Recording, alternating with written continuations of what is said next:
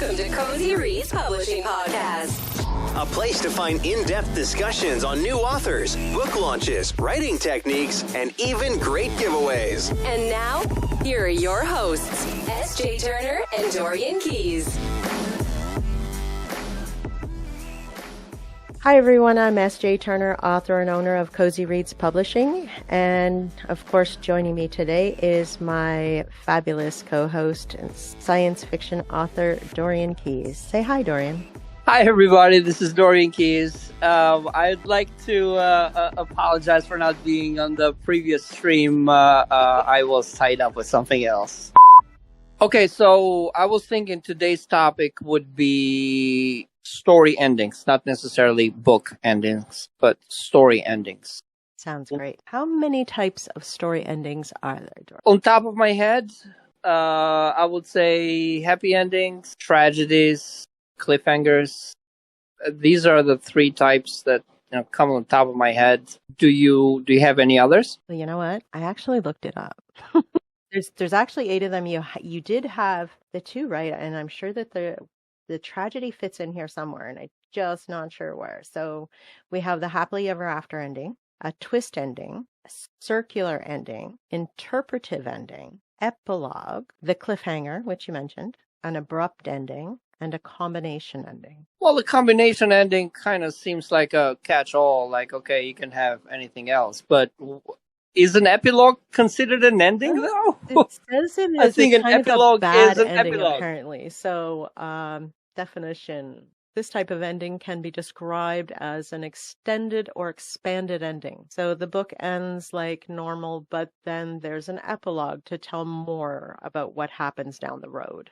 So that's an epilogue ending. Make sense? So do you remember a while back that I told that I was working with another author on a nonfiction book? Right. Mm-hmm. Right. Now he had the stories lined up, and I did what I had to do. And as an editor, at the very end, when his story ended, I found it fit just because he had a prologue, and I added an epilogue. Like, I didn't write the epilogue. I asked him to add a few lines, and then we worked on them accordingly. But in my head, when I was ending the story, the book ended there. The epilogue was more of the author basically saying, hey, here we are, this happened, and that's the end of what I had to say, finishing the thought. It's not really, in my head was not really the ending. But it kind of wraps up the book, right? Or wraps up for the reader. So it makes total sense. But it's a nice thing to have, but the book would have been just fine without it.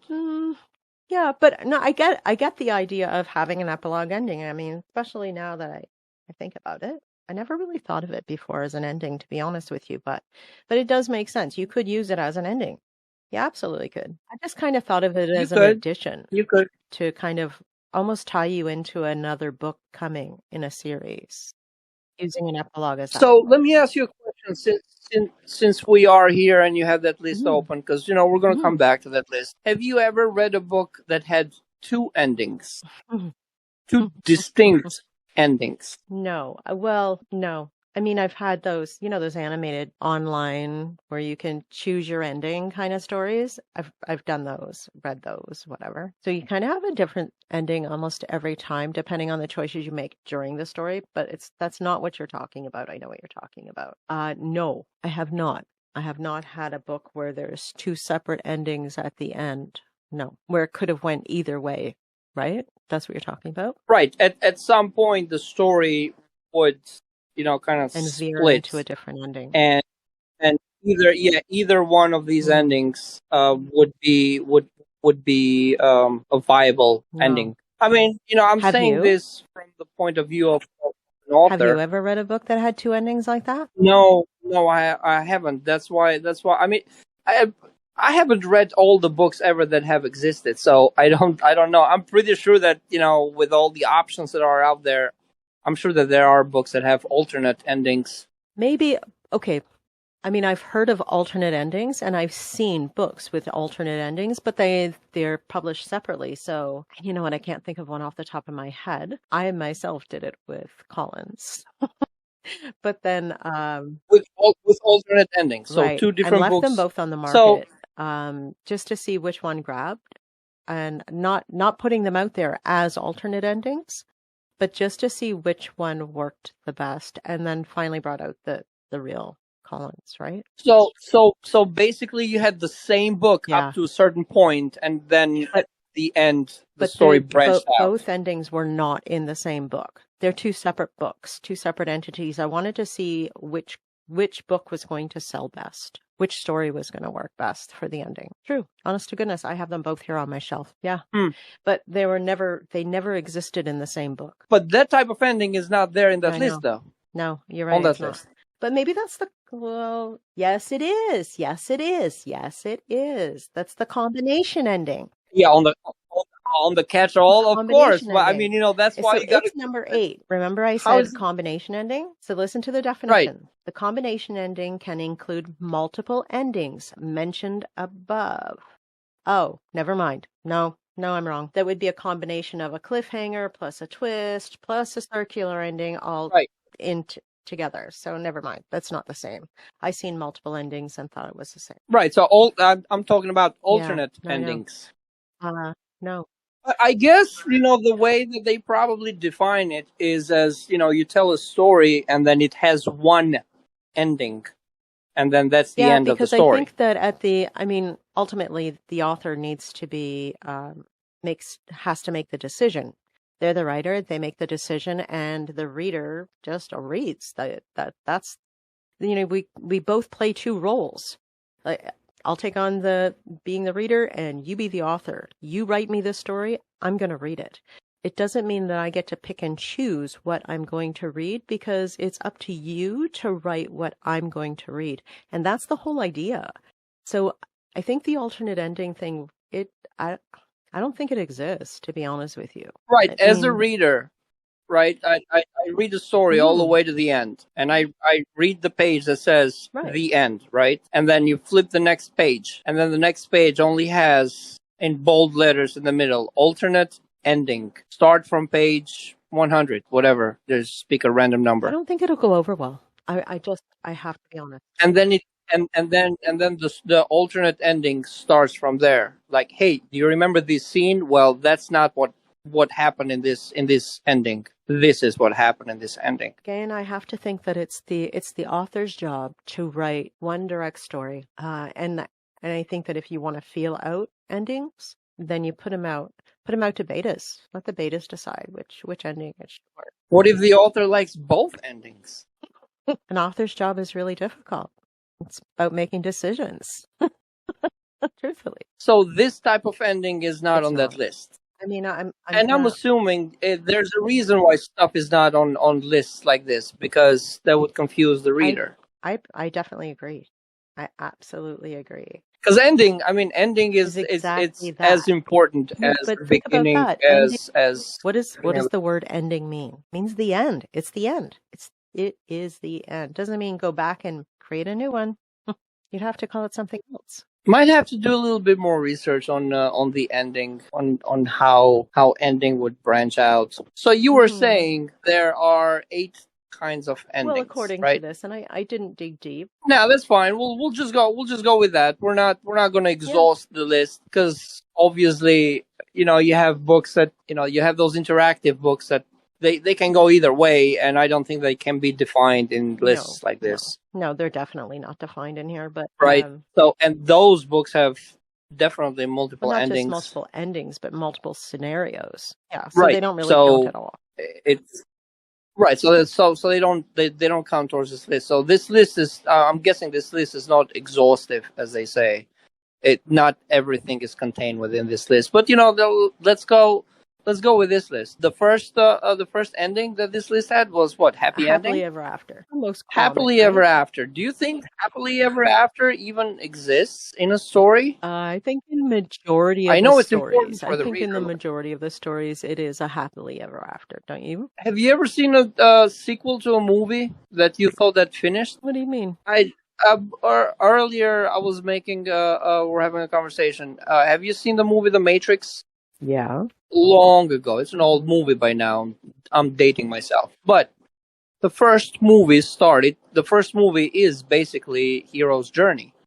It goes beat by beat. He has his job, he has his life, and then something happens. He gets a call to arms, and then he goes in this fantastical world, which happens to be science fiction, and trials and tribulations, and then at the very end, he ends up with a new status quo. So lived happily ever after at the end of that movie, right? He was flying like Superman on that digital world, and he was gone. He couldn't go back anymore. So there was a new status quo in a new world. But then you get the second movie. So the question is, what is happily ever after? So I think that happily ever after, and the only way I can think of it is for more for standalones, because when you get into the other endings, those are more for a sequel series, right? Don't you think? Because they would lead into additional books. Happy ever after is for the ultimate ending, right? That's the way I see it. But it's also, I mean, almost every book, well, I can't say every book, that's not true, but majority of the books I've read, and I read a lot of books, is happy ever after.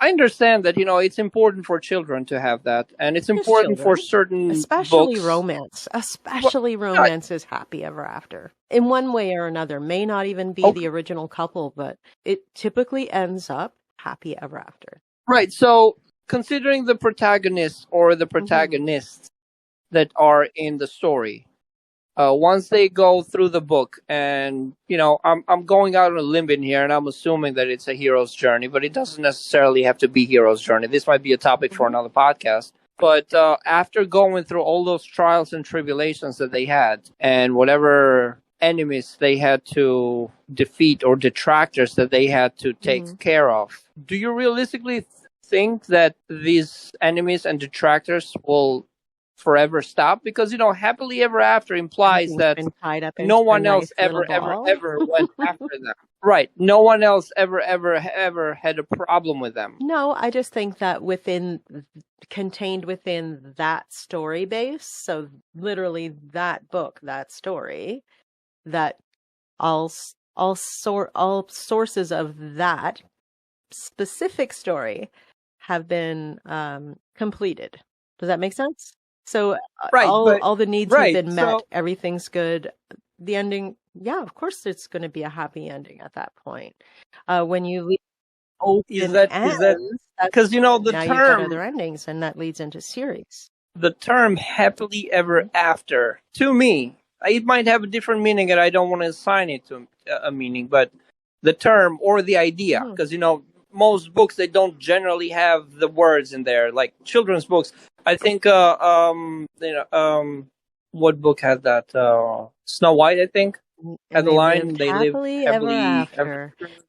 Well, I think there's a lot of them, right? So Cinderella, Snow White, right, fairy right. tales. So this, and I think it's important for these books to have that, because they're written for children, and the notion of the resolve has to be there. But as an adult, I'm seeing more and more stories that they have perfect, pristine protagonists, that they go through a story that seemingly has an arc, but the character itself is unchanged. Only the character only grew stronger, and by the end of the story, there is that notion. Maybe that's not this explicit sentence, but there's a notion of they live happily ever after. Okay. Let's see what this says. So, the number one way readers love to see a story end is happily ever after. Also known as HEA. Yeah, okay. This ending resolves all major conflict and wraps up all subplots into a nice, neat bow. The ending ties up all the loose ends and answers any lingering questions. So yeah, that's kind of the same thing I said. I just haven't seen as in a fiction. Yeah, you can wrap it up in a fiction, and you can make I think really nice. Get those bitter endings that I mentioned. I think you're going to get that more in the non-fiction books.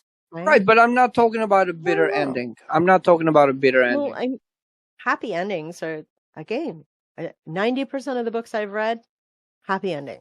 I know you cannot say I anything have different. I have read follow-ups to books, and I have seen multiple movies that are added to existing movies that were wrapped up in a bow, Because and they would be the it didn't final. seem like they were They would wrapped be up the in a bow. final episode or the final, the final edition, whatever, the final part of the series. I can see that being the happy ending. So probably the first part would have been the one with the twist or the one with the, you know, I'm not going to say alternate ending because that's not true. It'll Right? warm up. The It'll warm up. cliffhanger or but something, a different type of ending. And then comes the following book or the following series or whichever sequel, and it's going to be the happy ever after. In a trilogy, I would say, the second book, the second movie of The Matrix, it was a cliffhanger because that was the third Right, movie because that it's was an entry into the next expected one. at that point, and then the last movie wrapped up the overall that neat bow that you're saying of the it wrapped up the story. It wasn't necessarily a happy ending, but it did wrap up the story. You're Makes right. sense to me. You have kind of So what's the next well, item in there? okay, so we did happily ever after, and then we have the twist. The twist ending. Aha, That's he's twist not what he again. says he is. But doesn't that lead to a cliffhanger though? No, I think well, I could read this, but Because if you're going to throw me a twist at the end of that's the definitely book, bringing you into a next book, right? Or I would think. To me, it would. right, But right, wouldn't it be like a no. cliffhanger? Like you Oh, twisted it I into know a this. cliffhanger. I know that because I did this.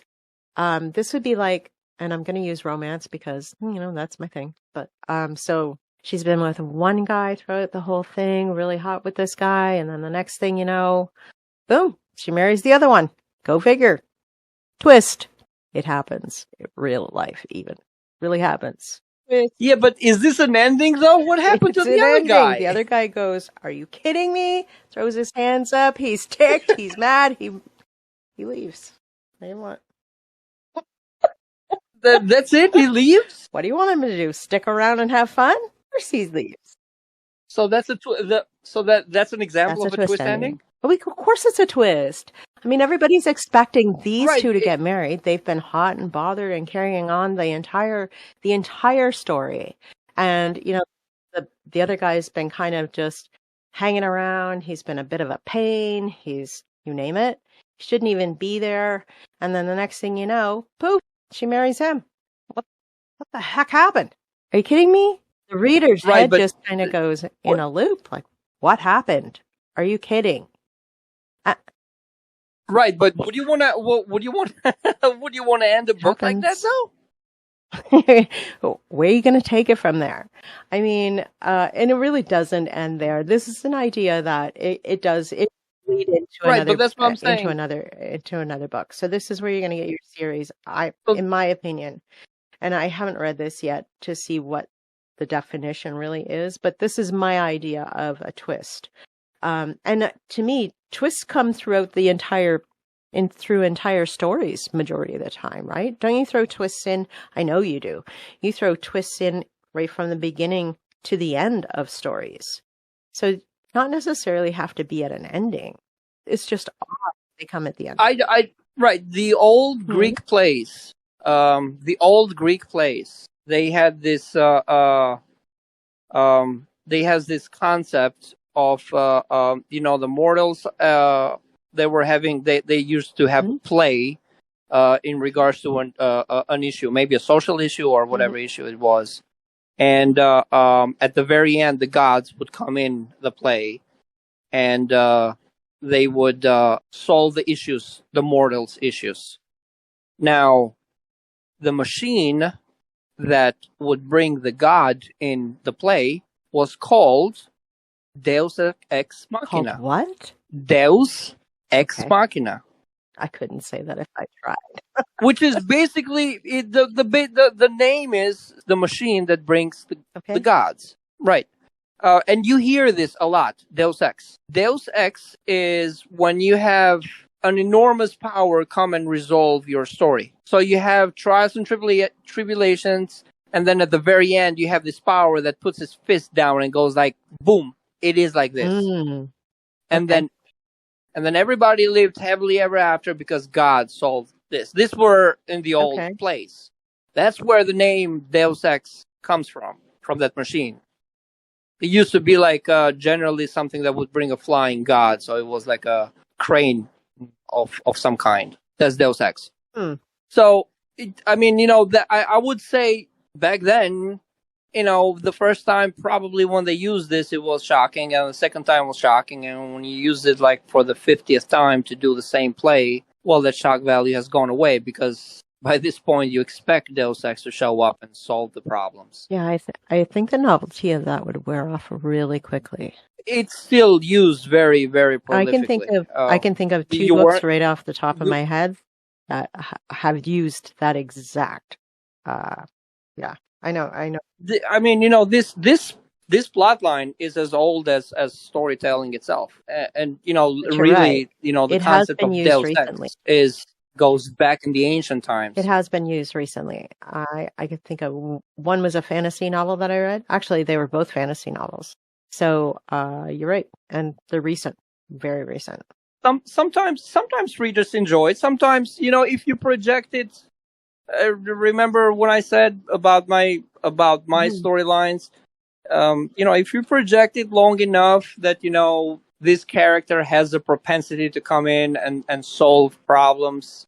Okay, you could have the reader kind of like expect, why doesn't this character show up? Oh yeah, there he goes. He or she showed up, or this character showed up and solved all the problems because that's what they usually do, or they're overpowered, or stuff like that. But that would be like a twist. I'm thinking it. No, no, I can think of one of your twists right now in your current book, the logical conclusion of a captive mind.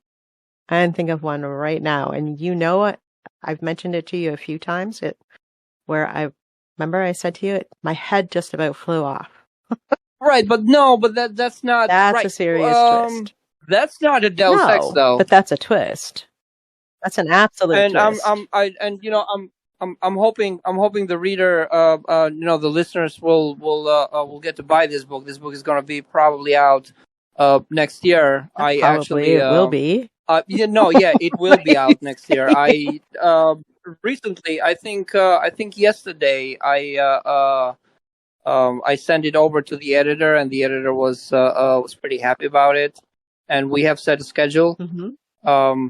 I believe that the first edits tentatively are going to be back by November, and then the second pass is going to be by December, at which time we'll do a round of betas, and then January, February, March-ish, I would say, covers and so we can do everything else, but going back, enough talking about the book. But yeah, we're talking about writing.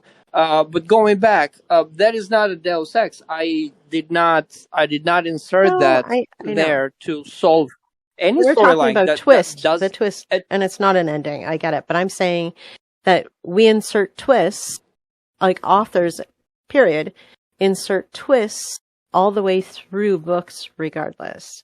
So to put one at the end, right, but it is kind of strange, honestly. But so the event that you're talking about, it is towards the end. It is towards the resolution. But it's not right at the end. It's not a finale. It's not the end. No, it's not a situation that two people were toying together and then a third one finally come in and swoops the character out of somebody's hands. It's not one of those. So the twist ending, I don't know. To me, I have read a couple of them. If the author projects it well, then it wouldn't feel bad. but it would leave like a bad taste in my mouth. Chop. There's a new concept that has been introduced lately with books and movies, especially movies, to subvert expectations. Well, which is another way of saying to twist a plot twist at the end. You have a character do something that they don't usually do, or you have some events or some reactions that would not usually happen. That creates a shock factor. That, oh wow, this character wouldn't do this or wouldn't do that. That's full of twists. Every turn there's But again, twists. that's something that you would do throughout the novel anyway, right? Mostly. I wouldn't want. See that there's something that some authors are guilty, myself included, having especially because I write science fiction, and having a character die and then later on be brought back to life, and then subsequently have that same event happen again. It kind of cheapens death, if there is such a word, because the consequence of the ultimate event that happens in all our lives, death, has been stripped away. It has no more weight. So to have certain characters behave a certain way and certain events being thrown in for the sake of twisting the story up until the end, it not only cheapens the events, it cheapens the characters as well. So I would be very careful, especially with like the twist endings. Unless it's, I would say, unless it's been projected, I would be very careful with twist endings. Let's see what the definition is. The twist ending is a reader's favorite because people love surprises. Just make sure it doesn't come out of nowhere. The ending still has to be satisfying and it has to make sense. It's not foolproof. See? It's not a foolproof excuse to kill off a character just because you don't want your ending to be predictable. See, I think that's what I meant when I said thrillers and mysteries. You have to project, right? You have to project. If you have a detective that's following a criminal in a fictional setting, if you have a detective that's following a criminal, and the criminal is behaving a certain way, and that the criminal, that this detective eventually is probably going to catch this criminal and something bad is going to happen. But you could have, if you have projected enough of the criminal being smart and handy in certain things, and you have those events come back to the end, then you can have the story, the illusion that the detective is catching the criminal, but at the very end, based on the projections that you put in the book, and the final circumstance, he would get away, or maybe he would turn out to be his nephew or something crazy. That would be but you would have little bits projected throughout. I believe that's what that means. All right. So the next one is circular. Ties back to the beginning. Tying back to you read this to me a little earlier. And I didn't even know what circular was. I wasn't sure either. I guessed what it was, and it turns out that I'm actually doing it right now with a logical conclusion, and I had no idea what that was an ending. But can you read a little bit of what the definitions so the circular, not the circular. The circular type of ending is when the end of a story ties back to the beginning. It's usually when the character ends up back where they started.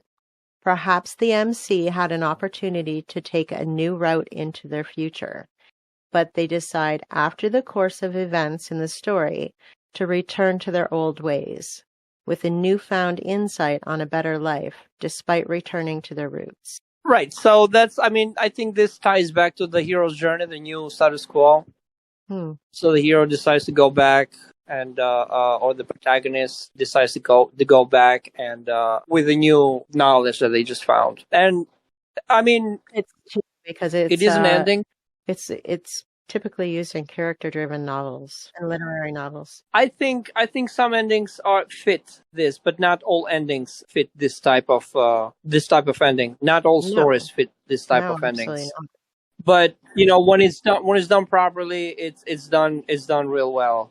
One story that comes to my head is and this might not be 100%, but no, it is the movie The Gladiator. I don't know if you've seen it. This is another old, very old movie. Awesome. So in the opening scene of the movie, there's like a little flashback that they insert. They're about to go in a battle with barbarians. This is the Romans. I forgot what the name of the king was. So there's a little scene that he's walking on a field and he's touching wheat plants, and he just the movie just leaves it there. He just projects that scene, just plants that scene, and just leaves it there. And at the very end, the gladiator has a battle with the emperor, not the king, the emperor, and he defeats the emperor, but the emperor poisons him, so he's dying slowly. And throughout the movie, his family has been killed as well, so his family is in the afterlife, right? So at the very end, as he's kind of like fading out and everybody's coming in after the battle in the Colosseum, as he's fading out, they show this scene that he's walking on this field and he's touching this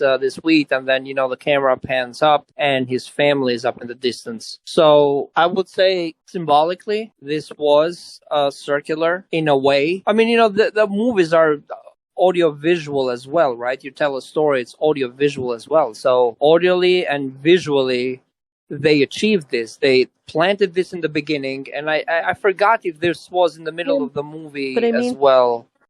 Or not. When you think about what's put into a book as opposed to a movie, they're really not comparable. How many books have you right? No, that are really comparable to the movie when you watch it? Yeah, none. Simply not. None.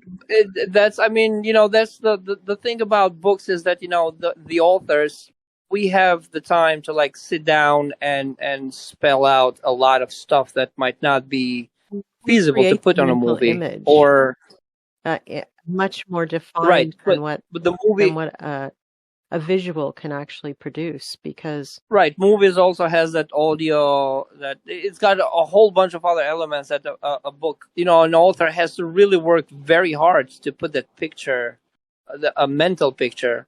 But I believe in that sense, books are more efficient that way, because if you manage to put an image inside a reader's head with words, that image carries much more than an image on a screen. Although the image on a screen is like immediate, it's right there.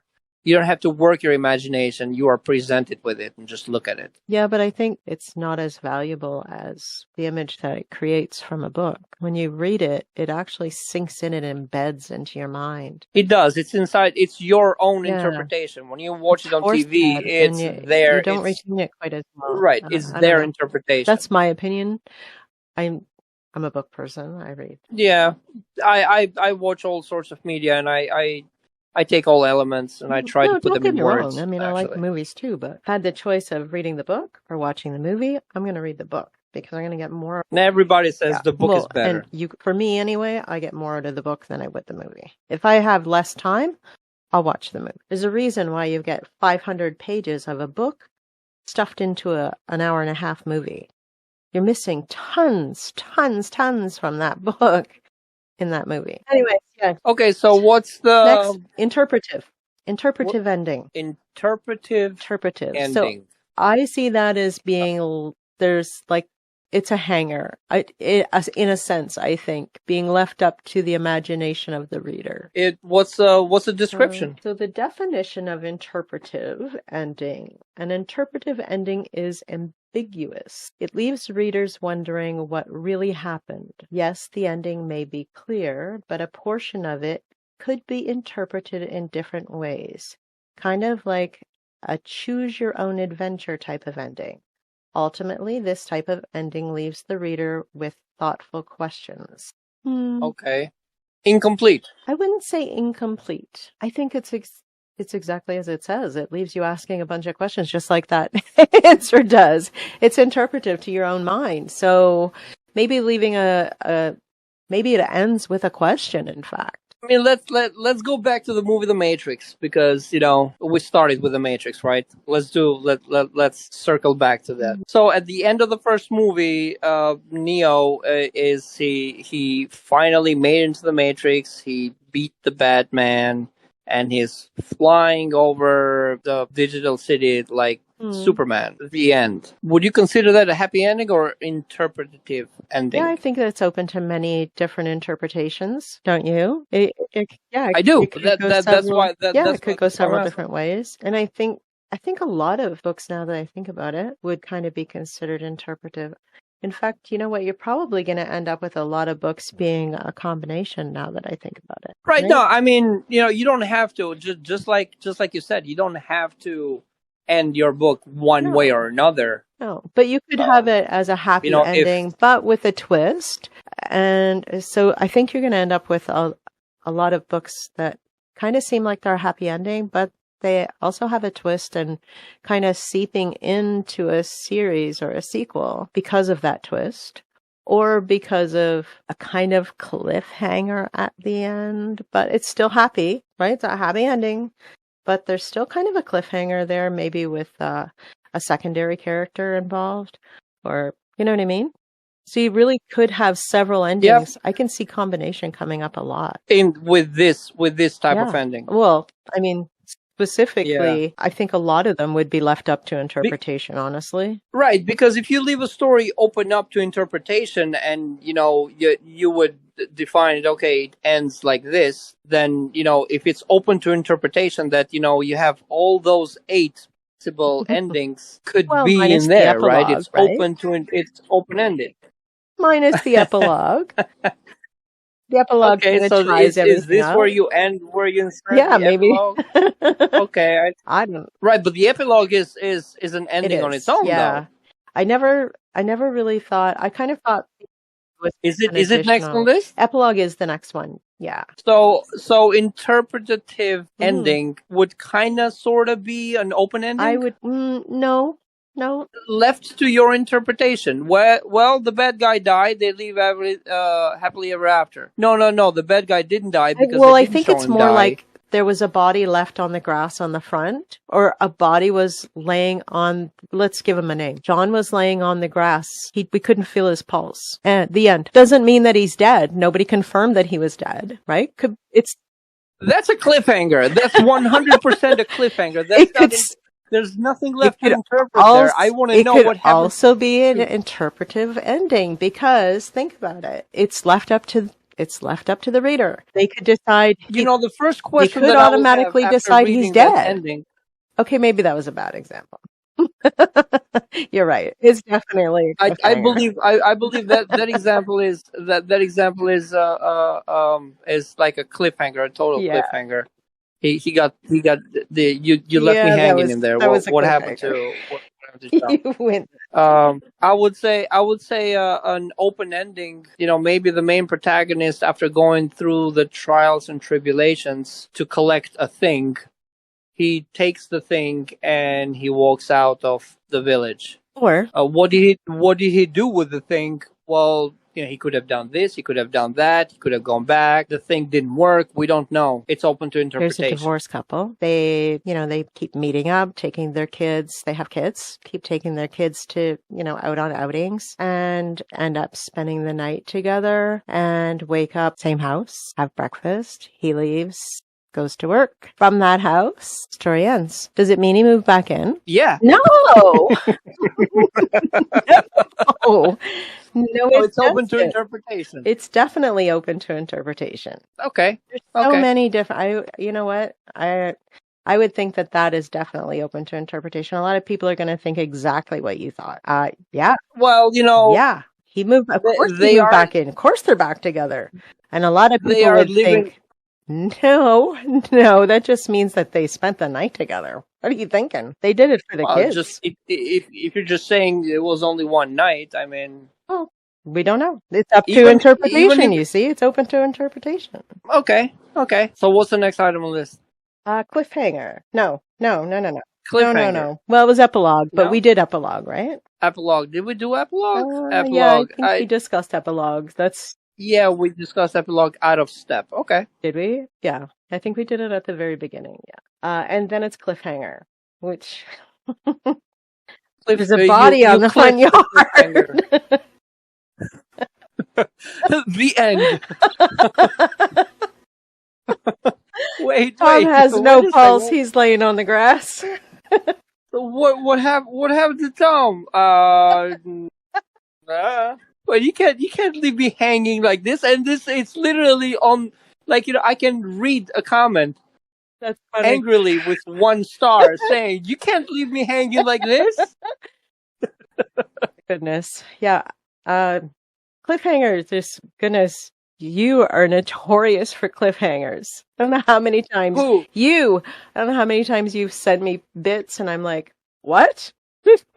Right. Where is the rest? I do have every once in a while, especially when I write short stories, I try to wrap the stories up, but if I haven't exhausted all the possible avenues that the story could go, and I've decided, okay, this is going to be a short story. This happened with the other stories and with the little bits that I send you. But you have to understand, when I send you little bits, that's all they are. They're little bits, and little scenes. They would have a cliffhanger leading to the next scene, or maybe the rest of the story. But when I do a short story, if I haven't exhausted all the possible avenues that this story could have gone, you could perceive that as a cliffhanger. It's not intentional. I don't do it on purpose. Okay. And I know that, or at least the feedback I got, people don't like them. They hate them. They absolutely hate them. It drives them insane. Readers? I believe cliffhangers are good from chapter to chapter. Yes, but not as an ending. Or maybe if you have 2 books that you are releasing at the same time. Yeah, I can see that would work. Book 1, book 2, or within months, I would say. No, wrong. Wrong. Readers hate it.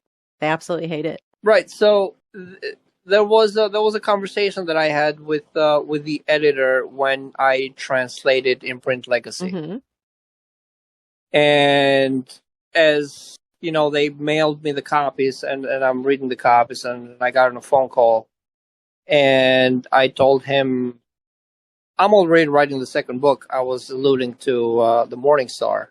I didn't even have a title back then. So he said, "What are you doing?" And I said, "Well, I'm writing." He said, well, you have to let your readers soak in your first book. You could rapid fire write books like that, and maybe a loyal fan base. And at that time, I didn't have a loyal fan base. I have a small fan base now, but I nothing that would lift the books all the way up. But even then, he said, listen, it takes time for people to read books. And I know, I am aware of that. Reading is a very personal thing. You gotta sit down with the book, and, you are reading. You're not listening to it. No, you want to absorb it. You know what I mean? You are flipping pages, or maybe if you're reading a physical book, or, flipping digital pages if you're reading an audio, a digital book. But it takes time. Reading, like, I have spoken with a few readers of mine, and 2 weeks after, I would say, hey, did you read anything or not? And they would tell me, yeah, I read another 10 or 15 pages last night. I just didn't have time, but I'll continue. And that's when I personally stopped asking readers for feedback like that. Because I feel like I'm pushing. I don't want to be pushy. Read just for the sake of reading. That's when you get, like, people just, like, skipping through pages, and you just feel rushed.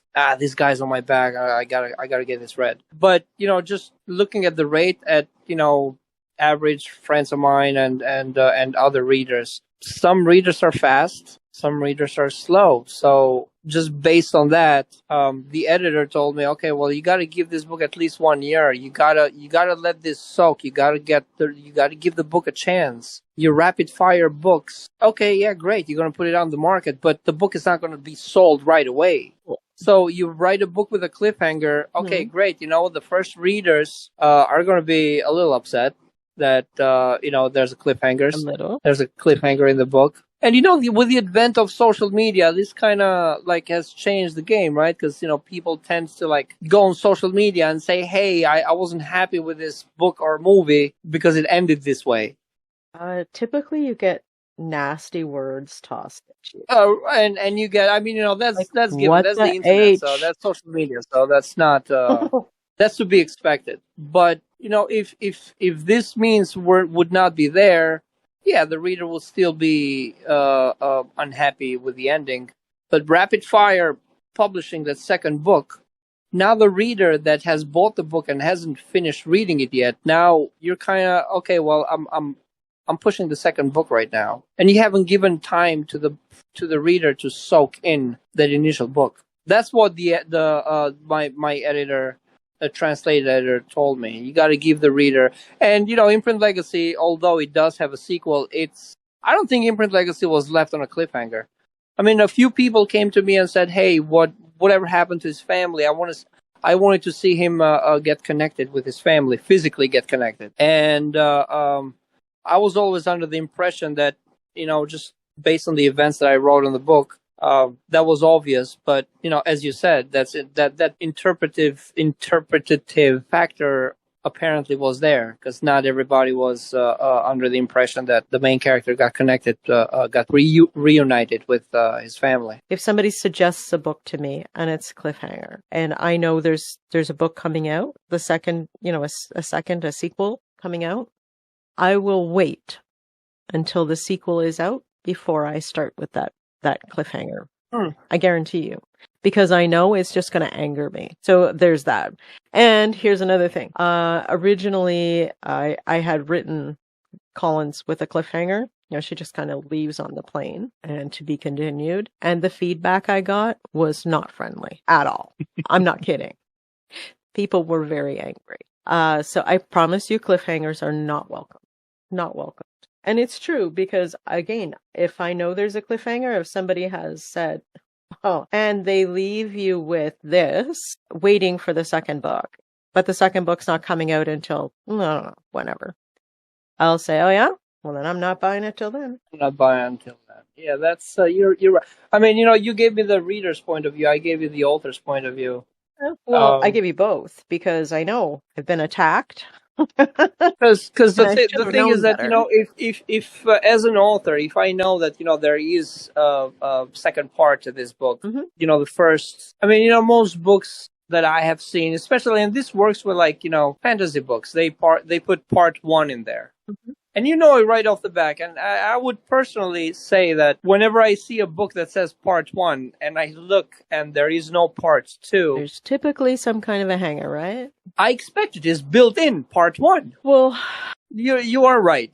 If I read a part one and I assume that there's going to be a cliffhanger, or if I read a cliffhanger, for part two. I would want to know what happened. And 1 year, I mean, I think it's too long. 1 year, I think it's too long. It takes, I mean, this would be on the publisher's hands though, right? This would be on you. Like if you have a book that, it's, you can read it, that it's ending on a cliffhanger, and you ask the author, how quickly can you write the sequel to this book, the continuation, not the sequel, the continuation of the cliffhanger. And the author would say, it's going to take me another 9 months to do this realistically. Yeah, then, covers, editing and all that. Then you'd want to push off the release of the first, because it's not going to sell. Not as well as it should. Cliffhangers are bad. Cliffhangers are bad. Yeah, I would say the cliffhanger is the stickiest of all of this ending. The stinkiest? the stickiest. It's stinky too to readers. Trust me. Let's see what it says. Definition: the cliffhanger is an ending that leaves the reader begging for more. Things are left unresolved. It's a very controversial type of ending. Most readers hate it. Right? Editors too. Make sure there's a good reason for ending it this way. It leaves the reader with a bad taste in their mouth and often won't return to that author's books anymore. Right. So I left. Yeah. I forgot to. I left something out of the conversation when I was talking with the editor of the overseas publisher, the Albanian publisher. Mm-hmm.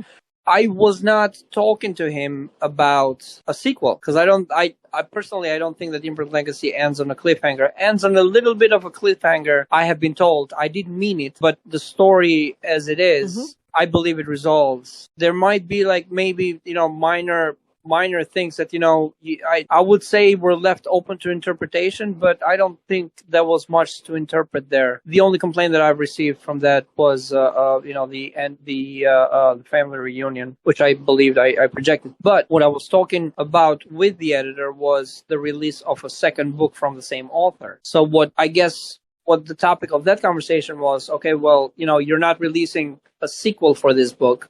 You're releasing a second book altogether. So what I believe he meant, what I know he meant, was let this book soak the market first. Get your name out there, get as many people as you can, then release a second book. We're not, and again, we're on the topic of cliffhangers, but I wasn't talking about a cliffhanger with him. I was talking about releasing a second book because, The Morning Star is completely different from Imprint Legacy. I mean, The Morning Star is completely different from itself, but that's what I meant. I didn't mean cliffhangers, but no, you are right. And personally, I have done it when I have seen book one and from indie authors, generally well-established authors, they have publishing houses that, they will sort this out beforehand. But indie authors, sometimes they write a book and, maybe they fall out of love, or maybe they're learning curve. Life gets in the way. Like a million things that could have happened that author didn't follow up with that book. And so now you have like basically a little stub in there. You gave me book one, and I don't know if it's going to be a book two or book three. And I know that's probably going to be a cliffhanger in there. And am I going to torture myself with this one now? Just don't write cliffhangers. Just make sure you bundle it up some way. Try to avoid I would say cliffhangers are good from chapter to chapter. Chapter to chapter, I absolutely agree with. Definitely, because it keeps the reader going into the next chapter. It keeps them reading, keeps them turning pages. That's what you want. But at the ending, it's bad. It's so bad. Because when there's no more chapter to turn to, you're kind of like, what? I would say to the author, a work around this. If you're not decided on how to end, I have been accused by a reader of mine that I don't know how to end stories. Well, and the only one story that reader enjoyed was The Missing 32, and. And I made him aware that The Missing 32 is an imprint legacy side story. It's a story that it's within a universe of a book that he didn't read. Right. And he said, "Well, I don't care." And this is the thing.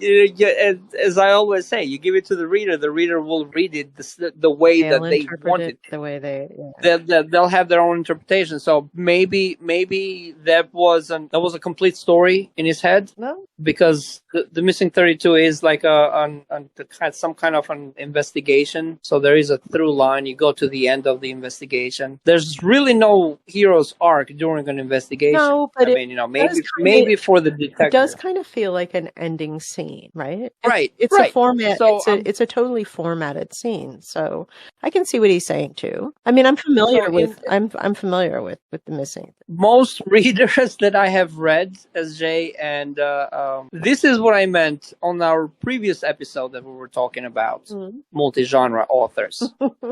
Most of the readers that I have spoken with have enjoyed different stories. And when I say that, I really mean it. I am not making this up. I have had many readers, and pretty much everybody has enjoyed a different story, including the astronaut story that was on a Facebook live stream a couple of months ago. And somebody asked on Interfleet Broadcasting, and somebody asked, "Are we going to get a sequel to Irene, to Captain Darius?" And one of the artists that I'm talking to now, he enjoyed a story that someone else has enjoyed, but most people, they have just all different stories. They enjoy different stories. I put this spread of stories out there, and the readers do what the readers do. They read the stories and they enjoy what they enjoy. It's just like I made the analogy in there with a piece of candy. I put 12 pieces of candy in here. Which one do you enjoy? And everybody says a different one. Well, I still think that's a good idea, though. I mean, you're going to pull in readers from all different genres, preferenced. They're all going to have different preferences. My hope was, okay, I put all these stories out here. One of them has to be the most liked, but I haven't seen that. So we were at Cliffhanger? Yes. Okay. So then there's Abrupt ending. I don't know which one is worse, a cliffhanger or an abrupt ending. So Shay. they're kind of the same to me. I don't know. I mean, you left the body in the front yard, the end. Yeah, that's Abrupt. That's abrupt and a cliffhanger. That's double whammy. Well, it's different if you just say, that's it, Tom's dead, the end. That's abrupt. There's no funeral, nobody comes out to double check, blah, blah, blah, blah. That's abrupt. Yeah, well, you know, if you just say he's Tom, laying there, he's got no pulse, that's a cliffhanger. You never confirmed he was dead. Right. If Tom deserved it, then, you know, that would be abrupt, but it wouldn't be a cliffhanger, right? That would be abrupt. But, you know, then that would be like, okay, well, that would be abrupt. Like, what? And shocking. Yeah, that would definitely be a cliffhanger too. So it depends on the story, on how you lead the story to the ending, really. Yeah. Someone stole my coffee. Oh, abrupt. Well, I'll just make another one, and then I would look for the coffee thief. Okay. So, I mean, abrupt is pretty self-explanatory. It just ends quite abruptly. Let's have a look at the real definition. A novel with an abrupt ending. Not quite a cliffhanger, but it leaves the ribbon untied. Okay. So there's, the reader definitely wanting more. But it's not quite a cliffhanger. So there's answers there, but it's not satisfying, right? It's not satisfying. So, yeah. Okay. It leaves it feeling unfinished. Yeah, it's still unfinished. Unfinished. Yeah, I might have my accuser might have accused me of this. Right. But don't really go into explanation and don't really know what comes of this. So, yeah. So I would call that an abrupt ending. Abrupt ending. Okay. And number 8 is the infamous combination. Yeah, that sounds to me like it's a catch-all. Okay, well, you leave an abrupt, you leave a cliffhanger, and then open to interpretation. Because obviously, if you leave something abrupt, you have a lot of things in there open to interpretation. Right. And this definition, I'm looking at it right now. It's exactly that. The combination ending that can include multiple different endings. As mentioned prior. So any one of the above endings could be a circular ending combined with a twist, cliffhanger with a twist, etc. Most of them are actually mentioned with a twist, so it seems like twist is a major. But again, we see twists throughout stories, so it makes sense. Twist ending, I'm not a big fan of twist ending. I'm a big fan of twists. I love twists in a story. Ending. I know in endings, but I mean, I even at the end, I especially love twists at the end because it's just kind of like, really? But not a bad really. It's just a shocker. I love that. I don't know. That's me. Anyway. So really the whole part of this, for story endings. So happily ever after, twist, circular, and interpretive are classified from reader's point of view. This is all by point of reader's point of view, by the way, are classified as good endings. This is what readers prefer. And epilogue and cliffhangers, readers don't like them. They don't want them. They don't want anything to do with them. And as for abrupt and combination endings, they're not favored by readers, but some readers will read them. I never considered the prologue as the opening or the epilogue as an ending. The epilogue was more like a personal note, or maybe maybe a personal note of the author to the book. I never actually looked at it maybe like what that. happened after. I did actually look at it as like a wrap up, like one that wasn't to the story. Yeah, one that wasn't really added into the story. It was just kind of an afterthought. So I always have looked at an epilogue as that part, but I never looked at it as an actual ending. Like, right, me either. Ending. Me either. This came after the ending. So what happens after this now? Okay, the book is done.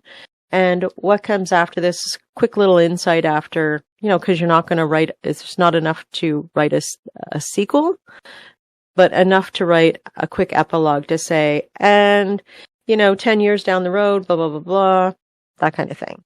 That's the way I see an epilogue. Yeah. Yeah, I can see that. I can see epilogues more in like non-fiction rather than fiction. I can see it in both. But I can see where, You can see it in both? yeah, but you're right. I could see it more frequently in nonfiction.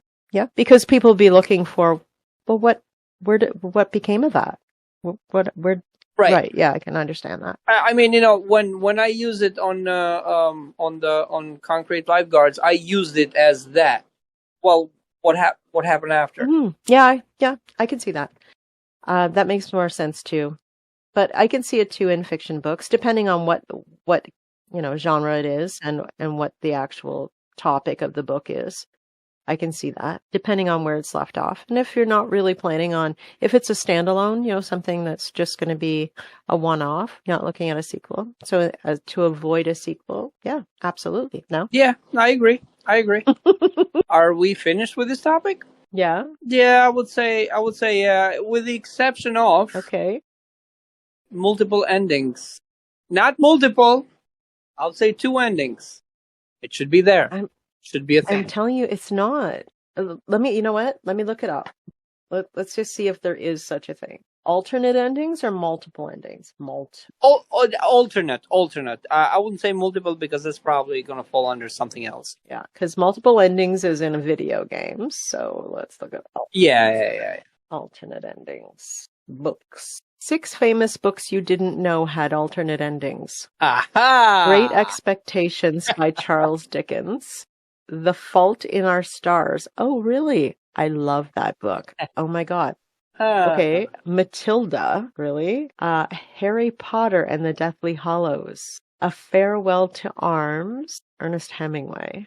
13 Reasons Why. I think I read that. I'm not sure. But my question is, how were the alternate endings presented? Were they presented in the same book at the end as you're suggesting? Or were they presented in separate books? Because that makes the whole difference. Right. Well, see, this is where my question to you is: have you read The Fault in Our Stars? I love that. Oh my God, I love that book. Okay, so were you aware that there was an alternate ending? No, so it was not in the same book. Right. So, as I said, if there would be maybe the author released a second book with an alternate ending. So you know what? I seen the movie of that too as well, which actually wasn't that far off of the book, to be honest with you, which typically I would say was really far off, but it wasn't. So I wonder then what the other ending was. So if the ending would have been in the same book, you would have been aware of it. Yeah, no, it's not there. It's not in the same book. But there is an alternate ending. So alternate endings are really not a new thing. I'm going to look it up, see where this alternate ending is. Another alternate ending that Green wrote. Hazel and Van Houten dying in a shootout with a drug lord to honor Augustus' life. Now, apparently, there's another one. Right, but is this an official or is this a fan fiction? Because, this was a 2014 novel. 3 endings on the table. So he wrote 3 endings for Hazel and Van Houten dying in a shootout with a drug lord to honor Augustus. I mean, this lays some credence to the multiple endings theory, too. I'm trying to find the alternate ending. The Fault in Our Stars, because... well, we can do that later on. Yeah. Oh. Anyway, it's in a separate book. It's a separate book. It's the same book with an alternate ending. Yeah, it's a separate book. So, from a marketing perspective, you as a publisher, would you push 2 books? It was an experiment.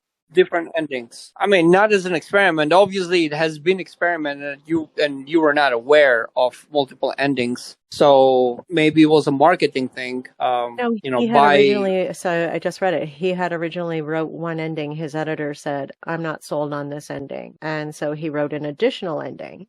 a different ending, and decided in the end that he would publish them both. So he'd sent them out to, I'm guessing, beta readers, and got identical responses from them both. So they were torn. So he published them both separately. The same book with different endings. Option A is to do nothing and allow all 5 people to die, and option B is to pull a lever and sends a train a different track. Right, but yeah, did he publish? Is the alternate ending as like a little booklet on its own, or is the alternate ending as a whole novel? Because I wasn't aware that this was a thing either. I mean, with A Fault in Our Stars. But I think it was only a small amount that were printed. I'm gonna have to research this more. I don't want to blow it on here. I have no idea. But I'm going to save this page. Well, as a publisher, I would say this is something to consider. Definitely curious, for sure. I'll be looking further into it. I personally don't think it's a good idea to have it in one book. I think it's wrong. Because, as you know, you might have something like this in your hands. I know. Thank you for that. See, fictions presents multiple endings are possible because a few exist, but they're very rare. It still doesn't tell you. They're not saying they're in the same book. Oh, see? And some people have asked, how do I get the alternate ending for the Harry Potter? Right, but that might be... So... See, I wasn't aware of that either, but that might be a marketing thing. Like, how do you market the book? Are you, like... did you do a campaign only for certain readers or maybe for certain members of a forum or something? Who knew about this stuff, I don't know. And you know what I'm thinking now? I'm thinking that it's probably a limited edition. I'm thinking put both endings out to the beta readers and get feedback from them. Which one is preferred, and then from there make the opposite, publish that one, the preferred one, as the regular book, and then the other one, use the other one as the alternate ending and do it as a limited edition. That would be, if we're going to do that, that's what I would choose to do. Personal opinion, but not go in the same book. I don't agree with it going in the same book at all. Okay. But I'd be open to that. Well, we could definitely do it. I'll talk to the editor, because even when I spoke with the editor, she said hopefully we'll narrow it down to one. And I'm assuming that, just as everybody else, I mean, see, it's kind of different because, as an author, I try to put myself in both shoes, but you can only wear one pair of shoes at a time. As a reader, I would as an author, I kind of like both endings. And I get it. And I don't want to have to say, pick one. The other one's not happening. As a reader, see, the thing is that now you're buying 2 books of the same. Yeah. But, okay, so wait. If this book is as good as I believe it is, and I do believe it is a good book, I think that, again, how much faith do you put into beta readers? Because I think we can put a lot of faith into beta readers. So I would give them both endings, allow them to choose, pick the majority. So you don't have to pick a fair amount of beta readers. Yeah. And then pick the majority vote ending, publish that one, and make the other one the limited edition. Honestly. Different cover, yeah. I mean, same title, just with limited edition slapped on. I would buy that. That seems feasible to me. I would definitely. And especially somebody that falls in love with the original story, they would definitely want to have that alternate ending. Like right now that I know that there's a fault in my stars, or a fault in the stars, now that I know that there is an alternate ending, I have to have it. And now I'm going to go looking for that. You think I'm joking? You think I'm joking, but I'm not joking. No. I don't think... I don't think you're joking. I just, I don't really care about the other books. Remember with the logical conclusion of A Captive Mind. Remember when I was writing it, and since the beginning I told you that that's probably more than one ending to the story, because it's not that I wasn't decided, because the story kind of like branches out dramatically. It's not like a little choose one. And kind of odd that Harry Potter has a second ending too. Not that I'm I'm not going to go looking for that one, but definitely. Yeah, I wasn't aware of that. I want that. I want that second ending. I'm curious about that one because definitely they haven't pushed that one. So I'm curious to know what that one's about. I want to see that. So I am going to be looking for that one. So I will figure this second ending out. But I think that a good way to do it is just how I just said. Let's get multiple opinions, and likely it's going to push one way or the other, right? And publish that one, the preferred one, and then have the other one as a limited edition, as an alternate. Well, that's our show, folks. Don't forget to subscribe to our channel so you never miss an episode. And be sure to visit CozyReadsPublishing.com to discover the next best-selling author. Thanks for tuning in, and we'll see you next time.